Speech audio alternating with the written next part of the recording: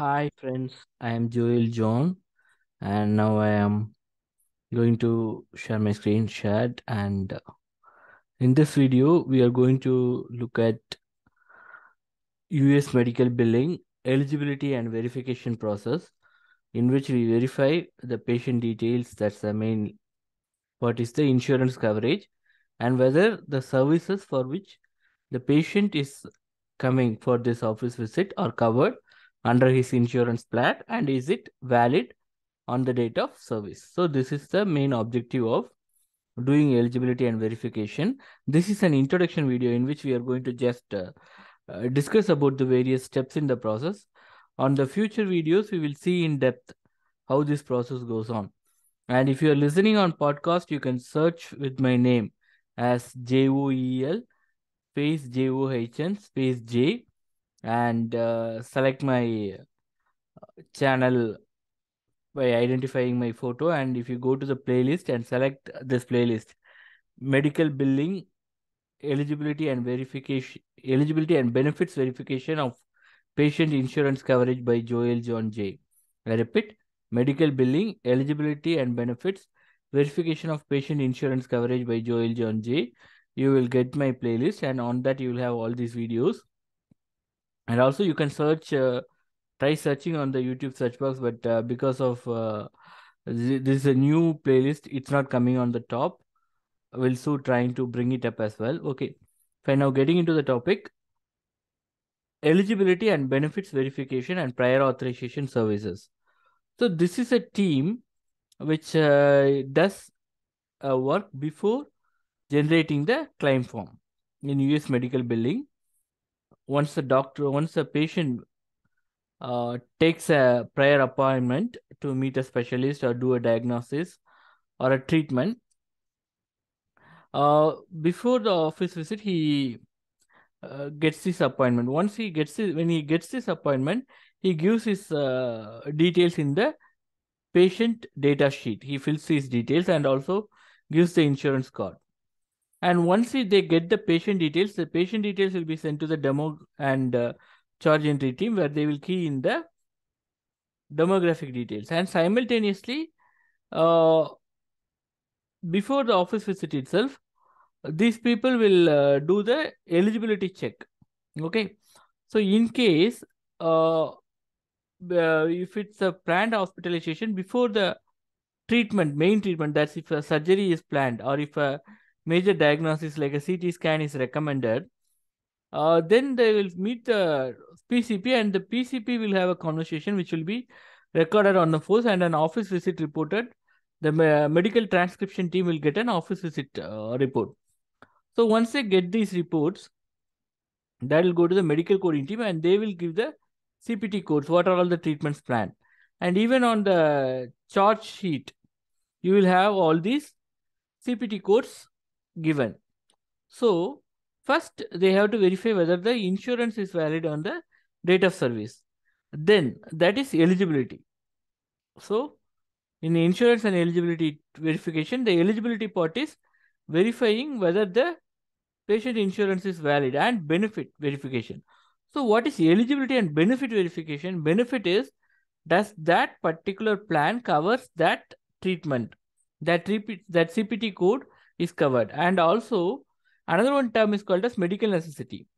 Even though the doctor prescribes that, as per the insurance plan, if they considered for that particular disease that diagnosis is required and that is also covered in the service only, then the patient can avail the service. So during eligibility and verification check, what they do is they will give the CPT code, that's current procedure terminology, and ICD-10 code, and check whether this plan covers this CPT code. They will blankly check with the CPT code. If it's covered, it will go on. But if they ask why, there are ICD-10 codes like primary, ICD, secondary, and supporting codes. Then they will go for the codes, and then the insurance company rep will say, you can avail this treatment without prior authorization or pre-certification is not required. Then they will update it as pre-certification is not required and the patient can go.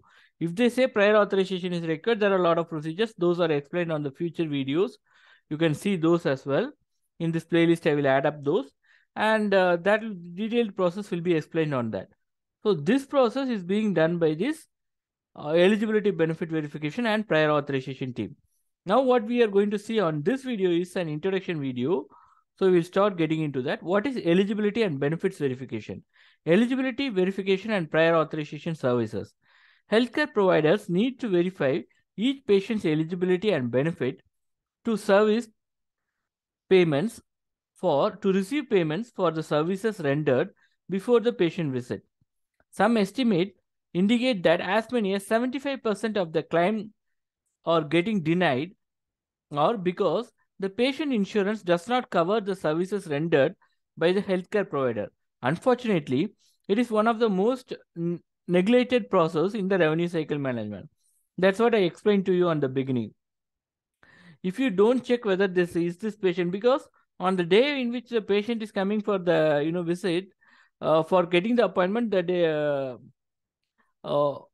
insurance may be valid, but still it may not be valid on the date of service. And when they reschedule, it may not be valid. So every time, even if you reschedule a patient, you have to check whether its insurance is valid till that date. You have to be very careful on that. Impact on ineffective eligibility and benefit verification and prior authorization process. So if you don't effectively do an eligibility and verification check and a prior authorization process, what will be the causes? Ineffective eligibility and benefits verification and prior authorization process can result in the below: an increase in the claim denials, delayed payments, additional effort on rework, delays in patient access to care. If prior authorization or referrals is not received, then we have to reschedule the patient for a later date, as retro authorization is not provided in all cases. This is a very important thing.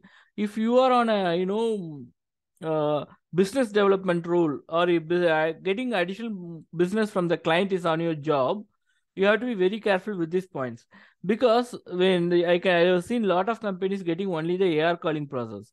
If you may be happy with getting the numbers up, but one day what will happen? Timely filing limit mails, even the appeal is not allowed by the insurance, mainly in case of commercial insurance.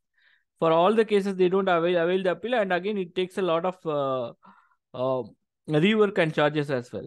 So if you pitch them this kind of services, and if you effectively get more processes into the company, and if you reduce the denials, even denials is a rework, and that's a burden for the provider. If you get this service, this is a lifelong service. No one can, if somebody can, some other companies gets these kinds of services and makes this denials to zero, you will automatically lose your business. Your headcounts will go down.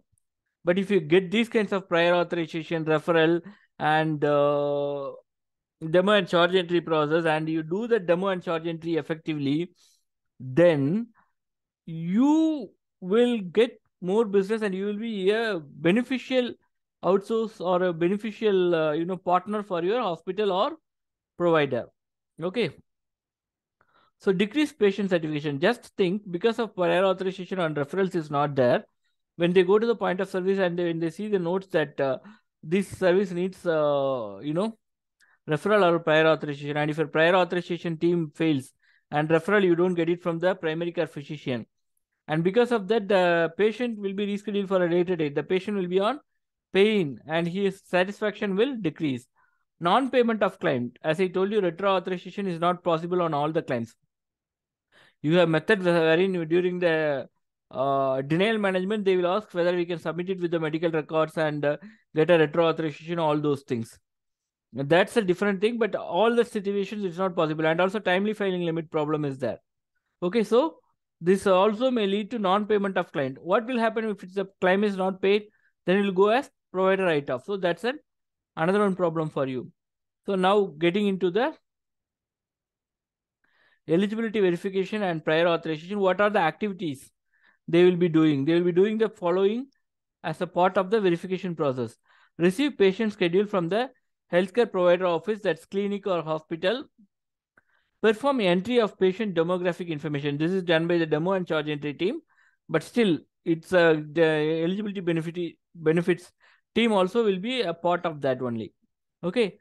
Verify coverage of benefits with the patient primary and secondary insurance. This is very must. You have to get the COB, coordination of benefits, and know what is the primary insurance. And if the even if the doctor office doesn't sends you the secondary insurance, you have to cross check with them whether the patient is having a secondary insurance. Because if primary denies, you can check with the secondary whether they pays. If secondary also you can transfer the patient responsibility to the secondary. So these many things are there. And if you miss out that, and when the patient comes back at a later date and says that after you move it to the patient responsibility, then it's a rework coverage. Whether the patient has any valid coverage on the date of service. This is an important question for, you know, uh, for experienced people in eligibility and benefits. For which date you will check, you will cross check the insurance expiry date with. You should know that it's date of service. If you miss it out, or they may ask, are you going to check will you check the insurance expiry date, cross check it with the admit date of the patient, date of service? Because still the date is, the patient may be admitted on one day and the surgery may be planned after 2 or 3 days. For that particular surgery CPT code, you have to check it with the surgery date of service. So be very careful on that. Benefit option. Patient responsibilities for co-pay, co-insurance, and deductibles. These also should be mentioned upfront. Co-pays are paid on the point of service before they take the service. For surgery, there will be a different co-pay. For office visit, there will be a different co-pay. For diagnostics, there will be a different co-pay based on the patient insurance plan. So based on the CPT code, you have to get the co-pay, and you have to inform the office prior when you do your eligibility and benefit notes.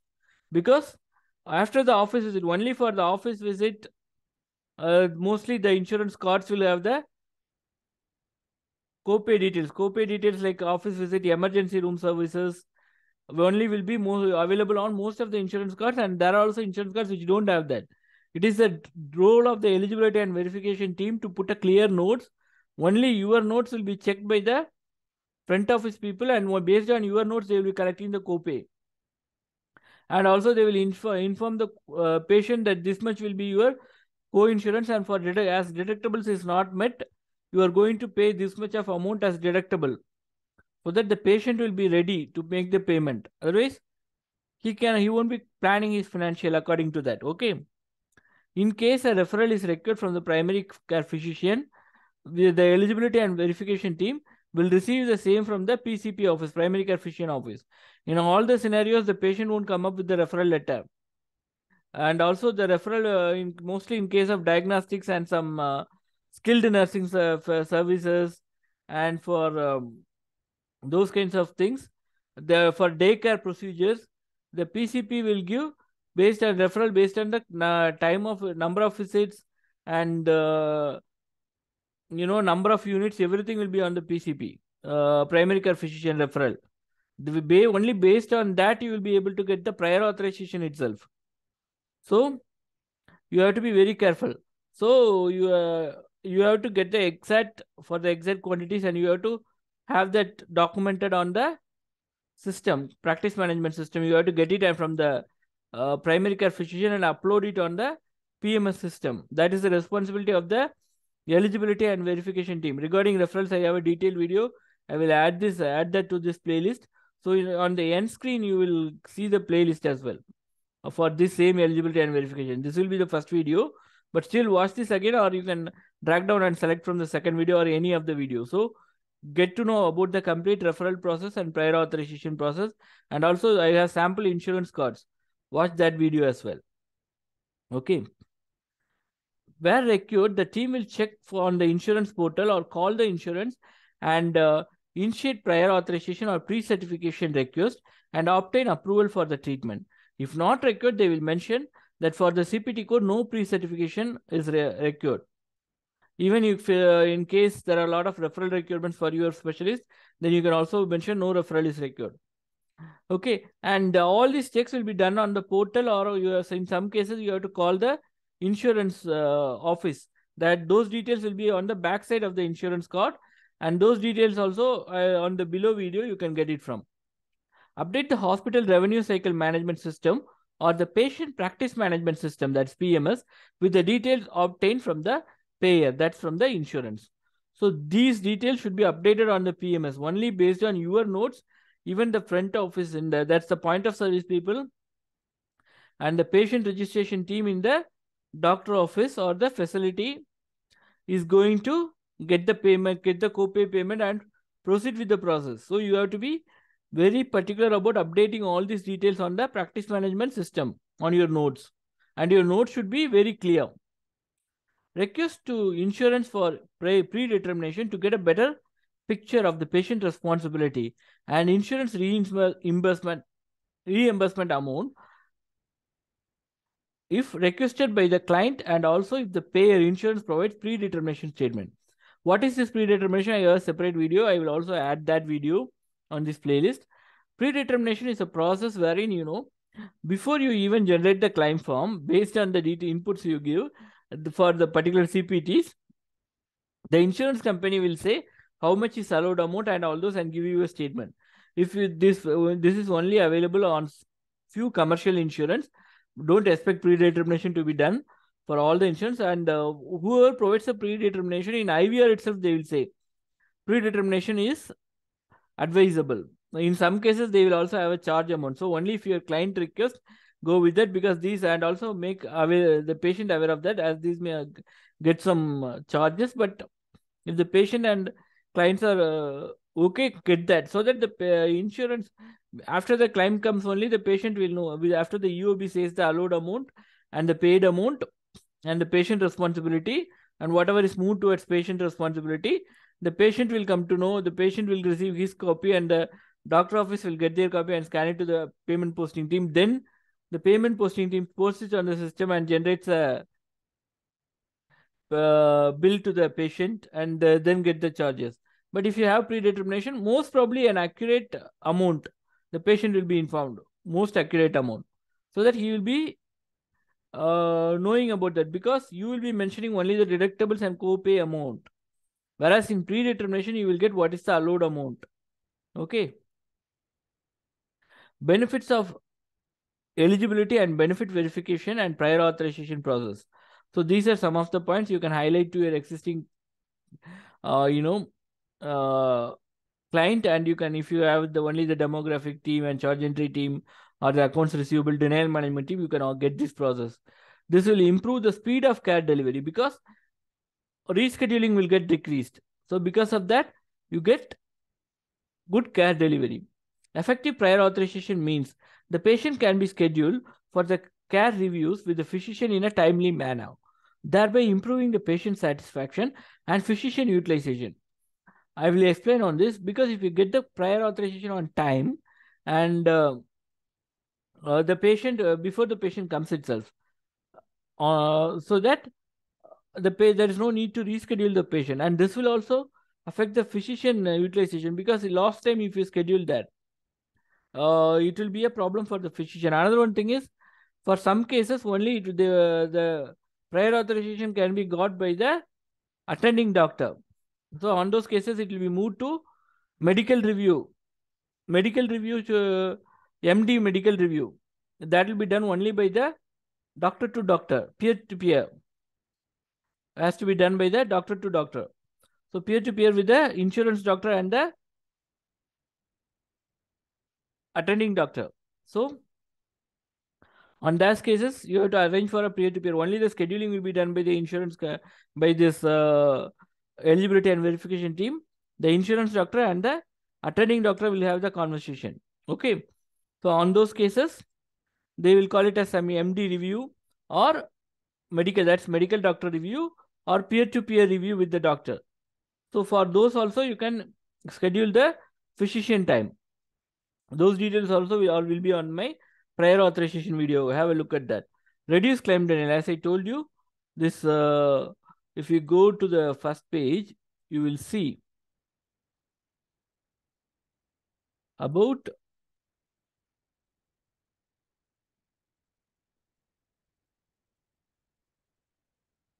how many percent. 75% of the claims are getting denied because the patient insurance does not cover the services. So 75% loss is going to be avoided by this team. So this is that much claim denials they are reducing. So reduction in eligibility and verification and prior authorization related denials ensure that there is less number of claim denials and cash flow is accelerated. If the denials are less, you get paid within the stipulated time, so that you have a good cash flow. You are not going on waiting for when we will receive the money, and this reduces bad debt. If you don't receive your money, you will be ending up on bad debt. Increase cash flow, again already done. Upfront determination of patient responsibility for payments reduces patient's debts and improves point of service collection.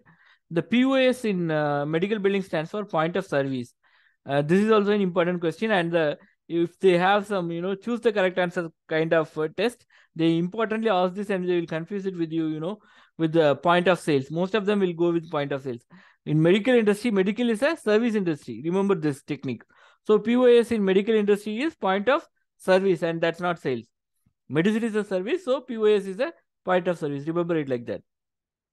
So now coming back, upfront determination of patient responsibility for payments reduces patient debts and improves POS, point of service collection, besides improving patient satisfaction. When they know how much they have to pay, they will make arrangement for the money. So last time they will be ready with the money, so they don't no need to scratch the credit card. Even if they scratch, they can arrange timely payment for the credit card amount as well, so that they don't fall on the debt trap. And also in point of service, they will come with the credit card with the record balance, or they will come with the money or online payment transfer, whatever it is, check or something. Check means they will have the adequate balance on the bank. So whatever it is, they will come prepared when they come for the point of service itself. Okay. In case of emergency services, this is not required because emergency service doesn't require prior authorization anywhere. But copay will be there on the patient card itself. If it's not there, then for as an urgent request, they will to contact the emergency eligibility verification team to get the copay details, because that they have to collect for emergency services as well. So be very clear with this. So that's why there's rare people, some people on extremely day shift jobs also will be on night shifts. And as eligibility and verification team, set of people will be there on the night shifts as well, because all the cases cannot be completed with the portal. So definitely they need a set of people to do the calling. And also, even for emergency cases, for getting the copay amount, they will first admit the payment and start the service. But to know about the copay amount, they will get in touch with the eligibility verification team. If it's not available on the insurance card, then you have to check it on the portal, or you have to call up the insurance company and check about the emergency case copay. And mostly in emergency cases, the copay will be high because it also has a little bit of risk, whether it's covered under emergency or not. But doctors only are going to certify that, so there won't be bouncing cases. But still, on general, they remember emergency services has a higher copay.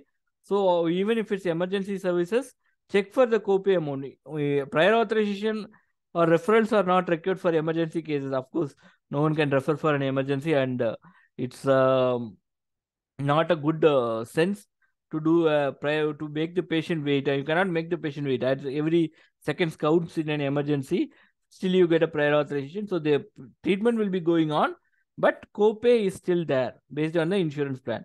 Okay, friends, with this we have to wind up this video, and click on the playlist at the end screen and watch all my videos.